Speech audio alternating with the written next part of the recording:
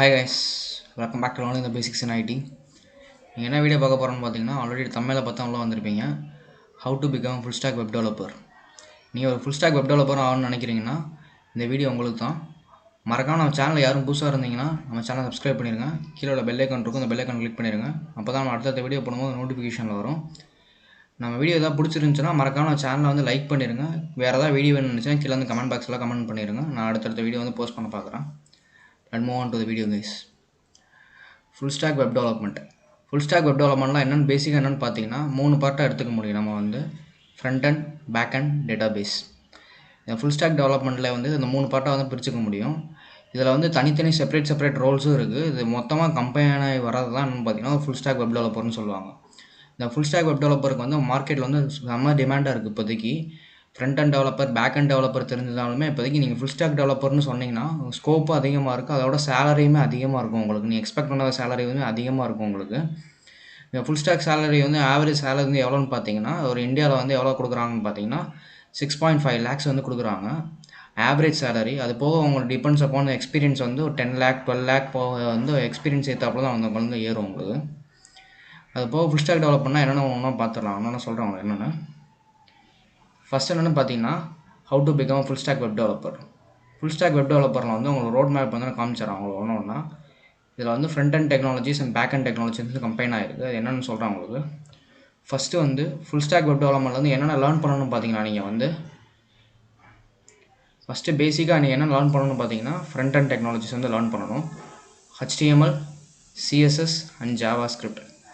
HTML, CSS வந்து நீங்கள் யாருமே என்ன படிக்கணும்னு நினச்சிங்கன்னா நம்ம வீடியோவில் நம்ம சேனல்லேருந்து போஸ்ட் பண்ணியிருக்கோம் ஆல்ரெடி. அந்த வீடியோ யாரும் செக் அவுட் பண்ணாமல் இருக்கேன்னு நினைக்கிறேன். மறக்காமல் போய் செக் அவுட் பண்ணி பாருங்கள். கீழே டிஸ்கிரிப்ஷனில் வந்து லிங்க் கொடுக்குறேன். HTML, CSS வந்து ஃபுல் வீடியோ வந்து ஆல்ரெடி போட்டிருக்கேன். நம்ம சேனல்லே இருக்குது, 40 வீடியோ கிட்டே இருக்குது. நீங்கள் வந்து செக் அவுட் பண்ணி பாருங்கள். அதுக்கப்புறம் நீங்கள் HTML, CSS முடிச்சக்கப்புறம் என்ன படிக்கணும்னு பார்த்தீங்கன்னா JavaScript வந்து ஒரு ஸ்கிரிப்டிங் லாங்குவேஜ்னு சொல்லுவாங்க. JavaScriptனா மெயினாக என்ன பண்ணணும்னு பார்த்தீங்கன்னா ஒரு கிளைண்ட் சைடில் வந்து ஒரு HTML, CSS வச்சு நீங்கள் உங்களால் என்ன பண்ண முடியும் பார்த்தீங்கன்னா ஒரு வெப்பேஜ் வந்து க்ரியேட் பண்ண முடியும். ஒரு ஸ்டாட்டிக்கான வெப்பேஜ் வந்து க்ரியேட் பண்ண முடியும். அந்த ஸ்டாட்டிக் வெப்பேஜை வந்து டைனமிக் அண்ட் இன்ட்ராக்டிவ் கண்டென்ட்டாக மாற்றுறது தான் இந்த JavaScript பண்ணுற வேலை. நல்லா புரிஞ்சுங்க. டைனமிக் அண்ட் இன்ட்ராக்டிவ்னா இந்த எப்படி சொல்கிறான்னு பார்த்தீங்கன்னா ஒரு மூவிங் டெக்ஸ்ட்டு, இந்த அனிமேஷன்ஸ் எல்லாமே பண்ணுறது எல்லாம், இந்த மற்ற விஷயன்ஸ், இந்த கால்குலேஷன்ஸ் எல்லாமே பர்ஃபார்ம் பண்ணுறது எல்லாமே இந்த இதில் பண்ணணும் பார்த்தீங்கன்னா JavaScriptல தான் நம்மளால் பண்ண முடியும்.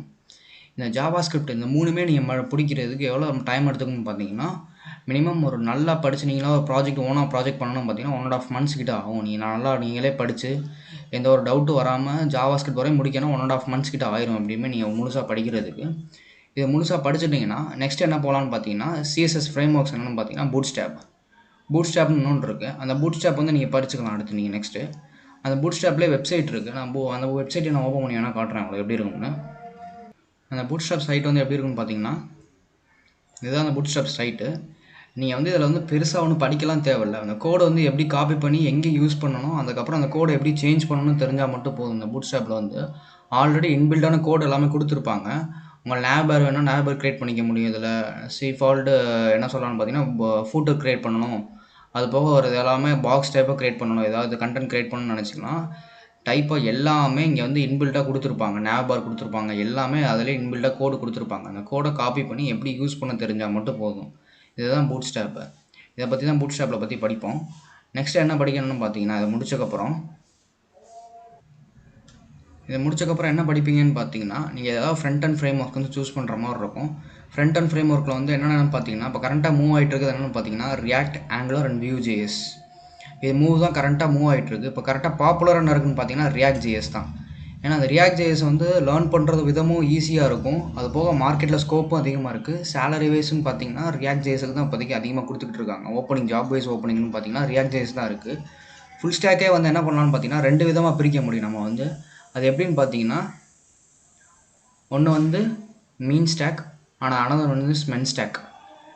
மென் ஸ்டாக் தான் இப்போ பாப்புலராக போயிட்டுருக்கு. மென் ஸ்டாக்னா என்னென்னு பார்த்தீங்கன்னா MongoDB and Express.js and React.js and Node.js. இந்த 4 மட்டும் தெரிஞ்சால் போதும் நீங்கள் ஒரு ஃபுல் ஸ்டாக் வெப் டெவலப்பர், மென் ஸ்டாக் டெவலப்பர் நீங்கள் வந்து சொல்லிக்க முடியும். அதனால் இது கரண்ட்டாக பூம் ஆகிட்டு இருக்குது. எல்லா டெக்னாலஜிஸ் எல்லாமே தெரிஞ்சால் மட்டும் போதும் உங்களுக்கு வந்து ஜாப் ஓப்பனிங் வந்து ரெடியாக இருக்கும் உங்களுக்கு. இது நெக்ஸ்ட் என்னென்னு பார்த்தீங்கன்னா மீன் ஸ்டாக். மீன் ஸ்டாக்கில் வந்து என்ன மாறும்னு பார்த்தீங்கன்னா, இந்த ரியாக்ட் ஜேஎஸ்க்கு பதிலாக இங்கே வந்து என்ன வரும்னு பார்த்தீங்கன்னா, ஆங்குலர் ஜேஎஸ் படிப்பீங்க நீங்கள் வந்து. இமேஜ் வந்து எக்ஸ்பிரஸ் ஜேஎஸ் இங்கே வரும், இங்கே மாற்றி கொடுத்துருக்காங்க. நீங்கள் மாங்கோ டிபி படிப்பீங்க, அதுக்கப்புறம் எக்ஸ்பிரஸ் ஜேஎஸ் படிச்சுட்டு Angular JS and Node JS இது எல்லாம் சேர்ந்தது தான் மீன் ஸ்டாக்னு சொல்லுவாங்க. இந்த மீன் ஸ்டாக்னு படித்து முடிச்சிங்கன்னா ஓப்பனிங் அதிகமாக தான் இருக்கும். ஆனால் ரியாக்டை கம்பேர் பண்ணும்போது ஆங்குலர் வந்து கொஞ்சம் டிஃபிகல்ட்டாக இருக்கும் லேர்ன் பண்ணுறதுக்கு உங்களுக்கு. இந்த லேர்ன் பண்ணி முடிச்சக்கப்புறம் இந்த ஃப்ரண்ட் அவுட் ஃப்ரேம் ஒர்க் வந்து நீங்கள் சூஸ் பண்ணிக்கலாம். இது ஒன்று ஐதர் இல்லை ரியாக்ட் இல்லை ஐதர் தான் ஆங்குலர் வந்து சூஸ் பண்ணிக்கோங்க. And moving on to the back end technologies. Back end technology வந்து என்ன படிக்கலாம்னு பார்த்தீங்கன்னா, கரண்ட்டாக வந்து என்ன பேக் அண்ட் டெக்னாலஜி இருக்குன்னு பார்த்தீங்கன்னா, நீங்கள் நோட் ஜேஎஸ் வந்து படிக்கலாம். ஏன்னா நீங்கள் ஜாவா ஸ்கிரிப்ட் ஆல்ரெடி படிச்சிருப்பீங்க. ஏன்னா ஜாவா ஸ்கிரிப்டோட ஃப்ரேம் ஒர்க் என்னென்னு பார்த்தீங்கன்னா, ஒரு ரன் டைம் என்விரான்மெண்ட் தான் நோட் ஜேஎஸ்ன்னு சொல்லுவாங்க. ஜாவா ஸ்கிரிப்டை வந்து ரன் பண்ணுறதுக்கு தான் ஒரு நோட் ஜேஎஸ் வந்து கிரியேட் பண்ணப்பட்டது. இது ES6 வந்து கிரியேட் பண்ணாங்க நோட் ஜேஎஸை. நீங்கள் ஜாவா ஸ்கிரிப்ட் ஆல்ரெடி படிச்சிருந்தனால நீங்கள் நோட் ஜேஎஸ் படிச்சிங்கன்னா உங்களுக்கு ஈஸியாக இருக்கும். நீங்கள் வந்து பேக் அண்ட் டெக்னாலஜிஸ் வந்து படிக்கும்போது நோட் ஜேஎஸுக்கு வந்து வேகன்சி வந்து அதிகமாகவே இருக்குது. அப்படி இல்லாட்டா நீங்கள் வந்து பைத்தான் இல்லை PHP Go லாங்குவேஜ் என்ன வேணால் நீங்கள் வந்து சூஸ் பண்ணிக்க முடியும். ஆனால் ப்ரிஃபர் பண்ணுறது என்னென்னு பார்த்தீங்கன்னா, ஆல்ரெடி நீங்கள் ஜாவா ஸ்கிரிப்ட் படிச்சிருக்கனால நீங்கள் வந்து நோட் ஜேஎஸ் படித்தா கொஞ்சம் யூஸ்ஃபுல்லாக இருக்கும் உங்களுக்கு. நெக்ஸ்ட்டு வந்து சர்வர் சைட் டேட்டா பேஸில் வந்து போகும்போது என்ன பண்ணிக்கலாம்னு பார்த்தீங்கன்னா, நீங்கள் வந்து டேட்டா பேஸில் படிக்கும்போது என்ன பண்ணலான்னு பார்த்தீங்கன்னா, MySQL இருக்குது, Postgres இருக்குது, MongoDB இருக்குது. நான் ப்ரிஃபர் பண்ணுறது என்னென்னு பார்த்தீங்கன்னா, MongoDB வந்து ப்ரிஃபர் பண்ணுவேன். ஏன்னு பார்த்தீங்கன்னா, நீங்கள் ஆல்ரெடி ஃபுல் ஸ்டாக்கில் படிக்கும்போது என்ன படிச்சிருப்பீங்கன்னு பார்த்தீங்கன்னா, MongoDB வந்து படிச்சிருப்பீங்க. ஃபுல் ஸ்டாக்கில் வந்து நான் ஆல்ரெடி சொல்லியிருந்தேன், மென் ஸ்டாக் டெவலப்பர் ஆகணும் இல்லை மீன் ஸ்டாக் டெவலப்பர் ஆகணும்னா நீங்கள் வந்து MongoDB படிச்சிருப்பீங்க ஆல்ரெடி இதில். அந்த MongoDB வந்து ப்ரிஃபர் பண்ணுறது வந்து ரொம்ப நல்லது. அப்படி இல்லாட்டா உங்கள் சாய்ஸ் தான். இல்லாட்டா MySQL படிக்கலாம், இல்லாட்டா Postgres வந்து மூவிங் ஆகிட்டு இருக்குது இப்போ கரண்ட்டாக உள்ளது உங்களுக்கு. நெக்ஸ்ட்டு வந்து டெவாப்ஸில் வந்து என்னென்ன இருக்குன்னு பார்த்தீங்கன்னா, நீங்கள் வந்து கரண்ட்டாக வந்து ஹோஸ்ட் பண்ணணும். மெயினாக அவங்க வெப்சைட் வந்து இப்போ எல்லாமே பண்ணி முடிச்சிட்டிங்க. இது எல்லாமே முடிச்சிட்டிங்கன்னா அதுக்கப்புறம் என்ன பண்ணலான்னு பார்த்தீங்கன்னா, அது வந்து ஹோஸ்ட் பண்ணுறதுக்கு என்ன படிக்கணும்னு பார்த்தீங்கன்னா, நீங்கள் வந்து AWS படிக்கலாம். AWS வந்து இப்போ கரண்ட்டாக மூவ் ஆகிட்டு தான் இருக்குது. கரண்ட்டாக க்ரோ ஆகிட்டு இருக்குது. க்ளவுட் டெக்னாலஜி என்ன க்ரோ ஆகிட்டு இருக்குன்னு பார்த்தீங்கன்னா, AWS அண்ட் Azure வந்து க்ரோ ஆகிட்டு இருக்குது. இப்போ AWS நீங்கள் படிச்சிங்கன்னா ஓப்பனிங்குமே அதிகமாக இருக்குது இது. ஏன்னா இப்போ AWS மட்டும் இதில் மட்டும் தனியாக படிக்கிறதுக்கு இருக்குது. நீங்கள் AWS வந்து கரண்ட்டாக இதில் சேர்த்தே படிச்சிடுறீங்க. ஃபுல் ஸ்டாக்கில் படிக்கும்போது எல்லாமே ஃபுல் ஸ்டாக்காக தெரியும் போது உங்களுக்கு ஓப்பனிங் வந்து அதிகமாகவே இருக்குது. இந்த க்ளவுட் டெக்னாலஜி முடிச்சக்கப்புறம் நீங்கள் வந்து வெப் டெவலப்பர் முடிச்சக்கப்புறம் ஒரு மொபைல் டெவலப்பில் போகணும்னு நினைக்கிறீங்கன்னா ரியாக்ட் நேட்டிவ் வந்து படிக்கலாம். ஏன்னா ரியாக்டை படிச்சனால ரியாக்ட் நேட்டிவ் வந்து ஈஸியாக தான் இருக்கும் உங்களுக்கு. ஹைப்ரிட் ஆப் மொபைல் அப்ளிகேஷனில் iOS Android டெவலப் பண்ணுறதுக்கு வந்து ரியாக்ட் நேட்டிவ் வந்து படிச்சிங்கன்னா உங்களுக்கு வந்து யூஸ்ஃபுல்லாக இருக்கும் உங்களுக்கு படிக்கிறதுக்கும். அது போக இப்போ ஃபுல் ஸ்டாக் டெவலப்பராக சேலரி வந்து நீங்களே பார்த்துருக்கேன். க்ரோமில் நான் வந்து சர்ச் பண்ணியிருக்கேன். நீங்கள் வந்து பார்த்தீங்கன்னா 6.5 lakh per இயருக்கு வந்து கொடுக்குறாங்க. ஓவரால் இந்தியாவில் வந்து ஃபுல் ஸ்டாக் டெவலப்பருக்கு per மந்த்துக்கு வந்து 54K வந்து கொடுக்குறாங்க. இது ஆவரேஜ் சேலரி, குட் சேலரி தான் இதுக்கு. பேஸ்ட் ஆன் த எக்ஸ்பீரியன்ஸ் வந்து உங்களுக்கு 10 lakhலேருந்து 12 lakh வரை மாறும் உங்களுக்கு. ஒரு ஃபுல் ஸ்டாக்கை பற்றி என்னென்னா உங்களை ஐடியா கிடச்சிருக்குன்னு நம்புகிறேன் நான் உங்களுக்கு. அது போக வேறு ஏதாவது வீடியோ வேணும்னு நினச்சிங்கன்னா, இது போக இது வேறு ஏதாவது கண்டென்ட் வேணும், இது ஏதாவது ஜாவா ஸ்கிரிப்ட் ஏதாவது நடத்தணும், இல்லாட்டா ஆங்குலர் இல்லை ரியாக்ட் ஏதாவது வேணும், கண்டென்ட் வேணும்னு நினச்சிங்கன்னா மறக்காமல் கீழே வந்து கமெண்ட் பாக்ஸில் வந்து கமெண்ட் பண்ணுங்கள். நான் நெக்ஸ்ட் வீடியோ வந்து போஸ்ட் பண்ண பார்க்குறேன் உங்களுக்கு. மறக்காமல் நம்ம சேனல் வந்து சப்ஸ்கிரைப் பண்ணிடுங்க ஃப்ரெண்ட்ஸ். வேறு ஏதாவது புதுசாக இருந்தீங்கன்னா மறக்காமல் நம்ம சேனல் சப்ஸ்கிரைப் பண்ணிடுங்க. கீழே உள்ள பெல் ஐக்கான் இருக்கும், அந்த பெல் ஐக்கான் கிளிக் பண்ணிடுங்க. அப்போ தான் நம்ம அடுத்த வீடியோ பண்ணும்போது நோட்டிஃபிகேஷன் வரும். ஓகே ஃப்ரெண்ட்ஸ், நம்ம அடுத்த வீடியோவில் பார்க்கலாம்.